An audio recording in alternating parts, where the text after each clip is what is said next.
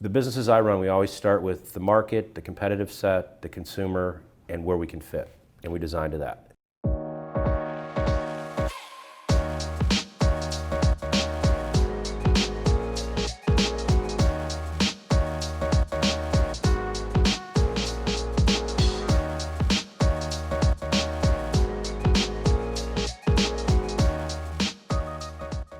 This is Dave Meltzer with Entrepreneurs, the Playbook, and I have a real CEO, Rich Krause with Capital Brands. And when I say a real CEO, a lot of times, especially because I'm sports oriented, we have a lot of startups, once in a while we get a seasoned vet that's an operator. What most people don't understand that are entrepreneurs, there's several types of CEOs. And myself, when I'm in a CEO position, which I've been in big companies and small, I believe you either build a business or you make money. And you can shift, but there has to be a focus of what you want to do with the business. And you have a certain specialty in building a business to make money. Yeah, I've been lucky with that, but to me it's all about the growth and innovation in the business. That's what drives them. And you're right about that, because I've seen a lot of CEOs that try to cut their way to greatness, and it lasts for a while. It's a good short-term play, but for sustainable growth, it's got to be innovation and growth and new products and marketing and branding. How do you keep an eye on, another thing I see with CEOs, they're so clever and creative with innovation, they forget that you actually have to make money. I always call it the McDonald's issue. Ray Kroc versus the McDonald's brothers. Right. Great innovators and a great entrepreneur. We do it, we bring the voice of the consumer into the business. Because at the end of the day, we're the stewards of the brands, and they're going to buy it. So one of the things we always do is we understand what price points we need to deliver at, and we make sure we engineer and design to those price points. Because very early on in my career, I was a very young, I got my first division presidency at a big corporation when I was 32. I don't know what they were thinking. But we started doing new products, and I remember one day we worked on this thing for 6 or 7 months. And we had laid out with the engineers and the designers what we wanted, the functionality, and they brought it into my office 6, 7 months later, and they said, we got everything except it's about 40% higher retail than we anticipated. And we knew it wasn't going to sell, and it was kind of a waste of time. So now, the businesses I run, we always start with the market, the competitive set, the consumer, and where we can fit, and we design to that. But at 32, I was CEO of Samsung's first phone division at 32, way over my skis. Yeah.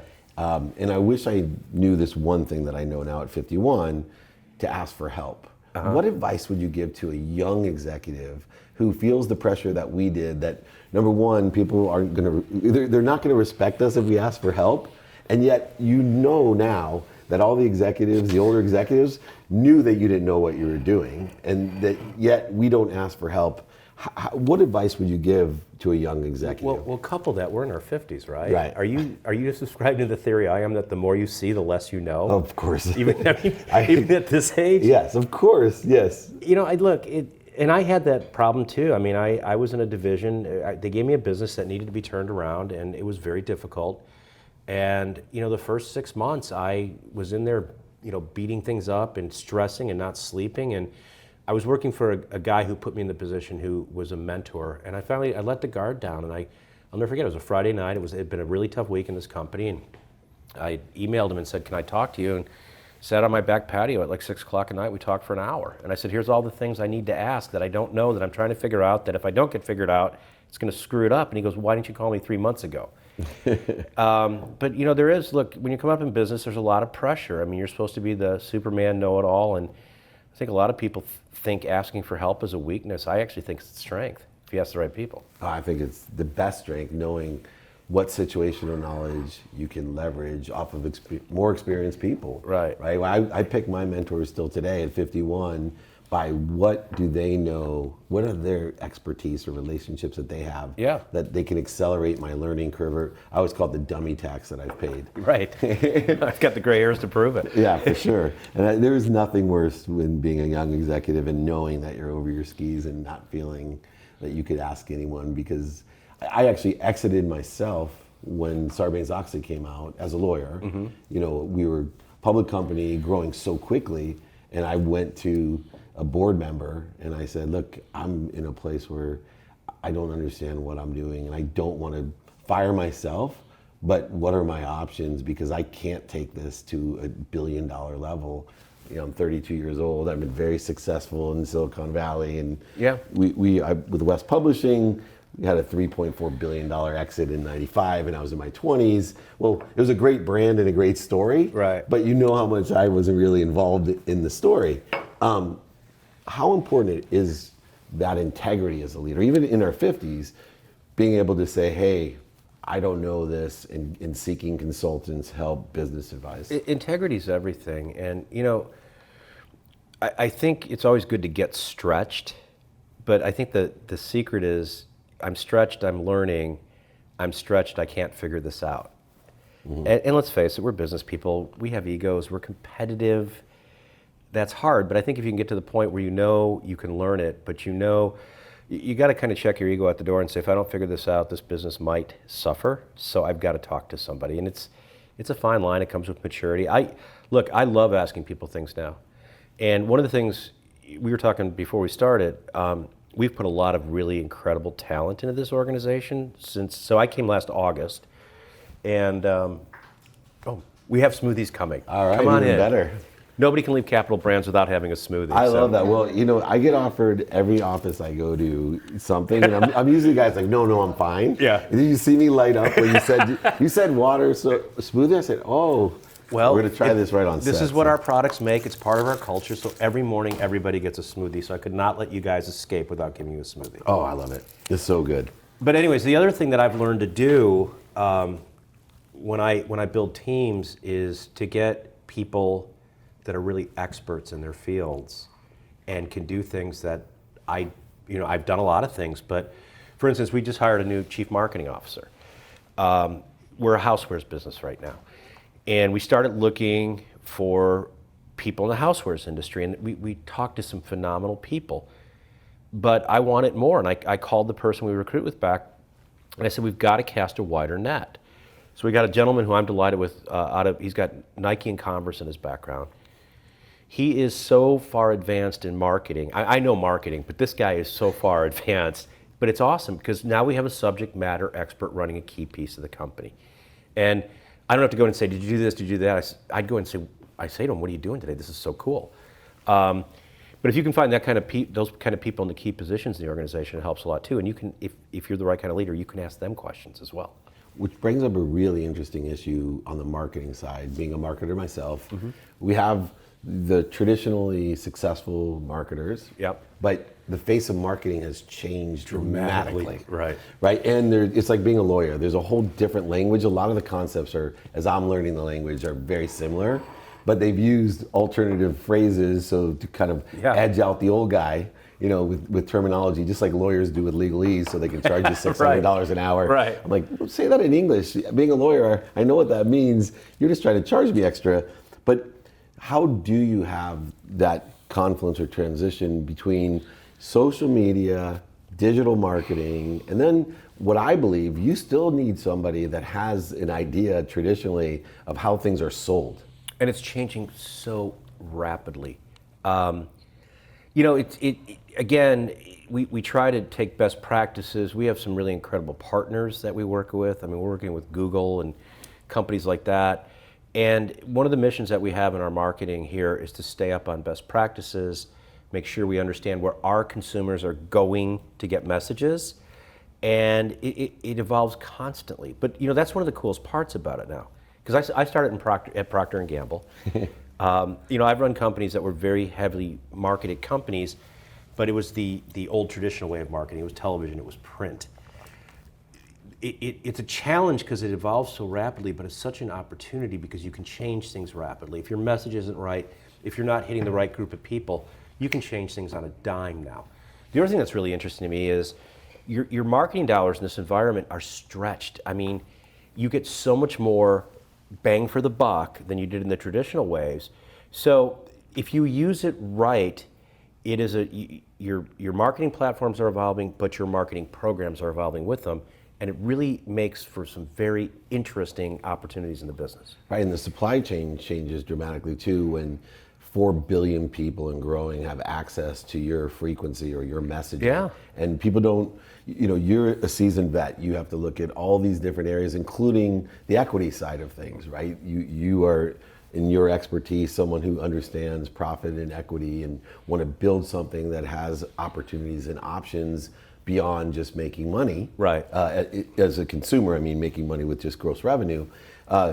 It's interesting because one of the things I see even as a personal brand, people lose track on how big it is to say, I can put up one of my inspirational videos and 250,000 people will watch it. It's crazy. And I was a keynote speaker since my 30s, and I would get excited with 1,000 people in an audience from a sales training. Yeah. And I don't think people realize what you can do with 250,000 people on one little 6-second to 30-second ad that cost you 1/10 the amount to make than the old commercial did. Yeah, and it's fascinating now, and I know this because of some of the projects I've worked on both here and in some previous businesses. You basically online have about 3 seconds to get a consumer's attention. The other thing, there's this move now that you don't want to break into their lives with your marketing, but you want your marketing to be part of their lives. And that's really evolving with people. They don't, it was like the old days when we were watching TV and the commercials would come on. Well, that was breaking into your life. But now there's ways you have to do it so you become part of it instead of break into things. It's fascinating, and you're right, the order of magnitude, the mass audience you connect with out there is stunning, and everything is changing. I mean, I love it though. We're doing a lot of really interesting things with it internally. We're launching some new things. So just to give you some scope on where we're at, Yeah. The company transacted from private ownership to private equity ownership in July of last year. I came on in mid-August, and then we started bringing key positions in. Our EVP of sales joined us early September. Our CMO joined us in early December. So there's a lot of things that we're going to be doing that we haven't done yet, but they're all ideated and ready to go. And it's really going to be designed to take the company to the next level of marketing. So, and the nice part for us is we have a brand that people love. One of the first things that we did coming into the business was we went out and we did consumer research, focus groups, online AAU studies, and people really do like this brand and they covet it. So as does the retail trade, the people that use it love it, people understand it.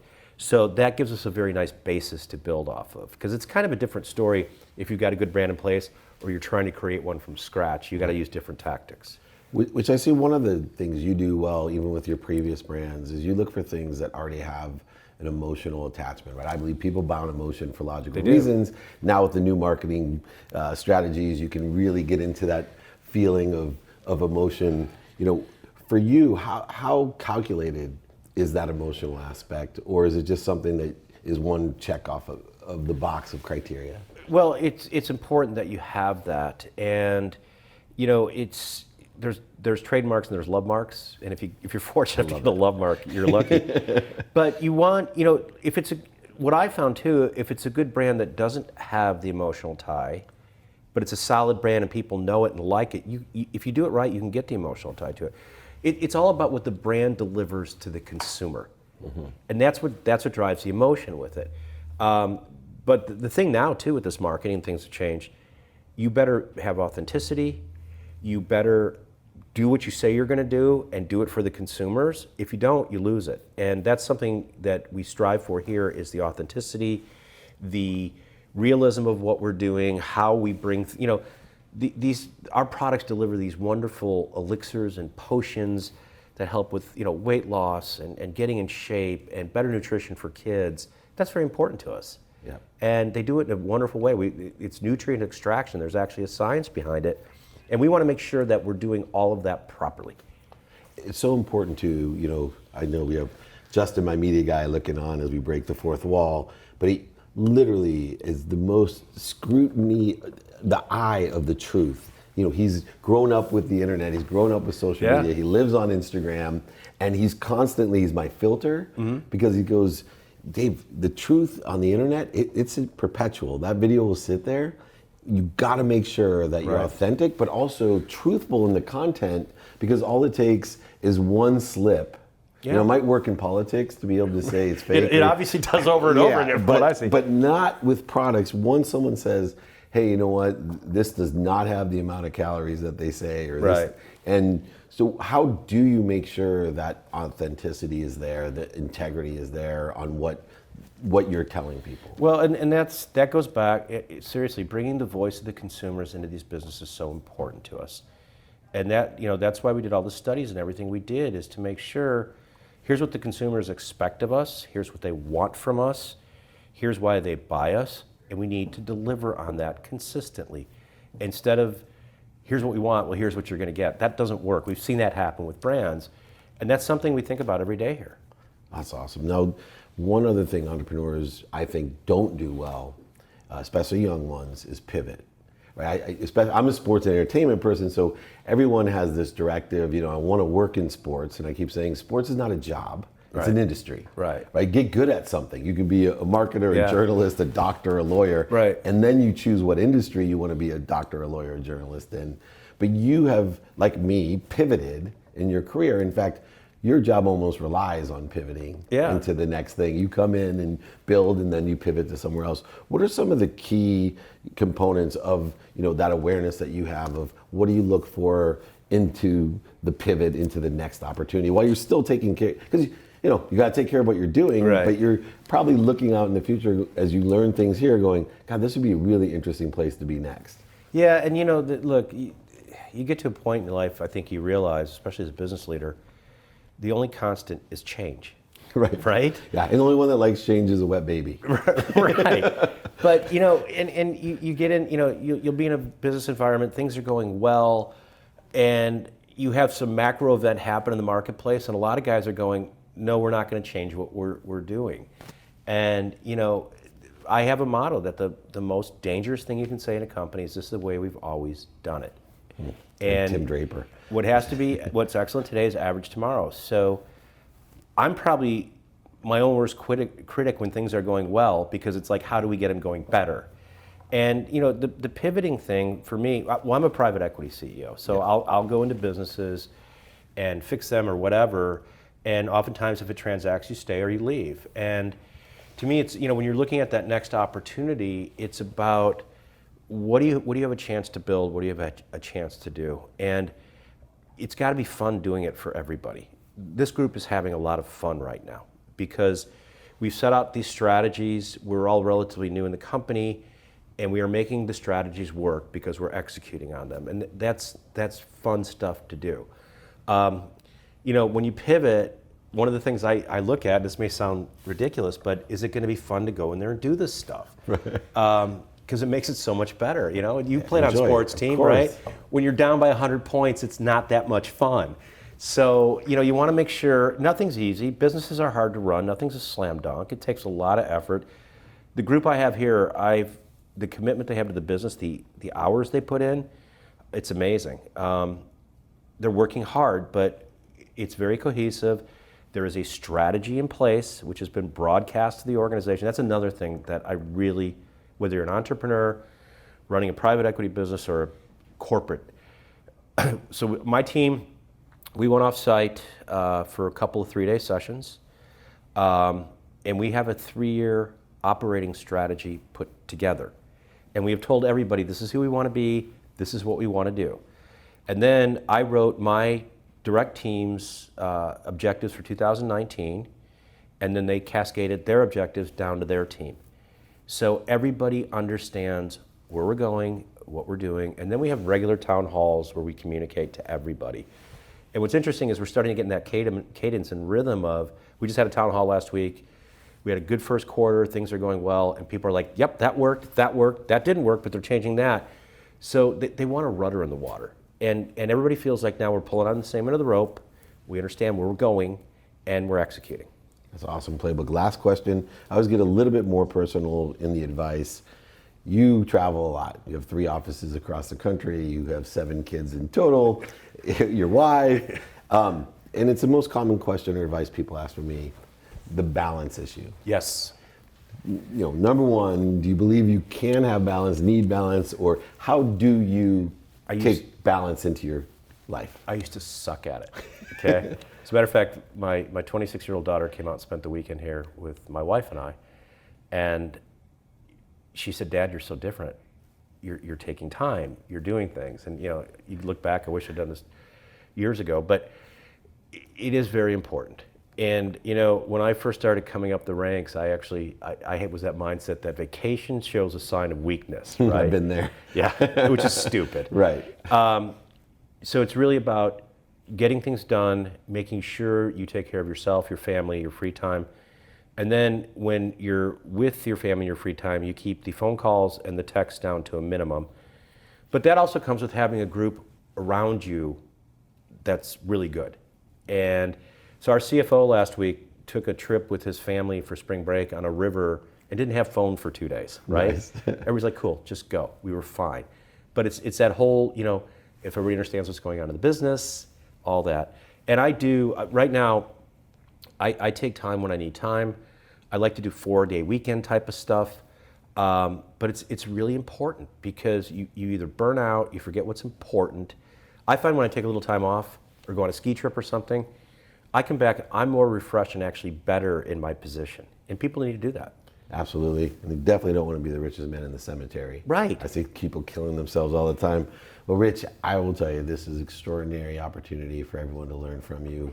You have such a unique position and philosophy and just such a great success. I appreciate you being on The Playbook. Thanks.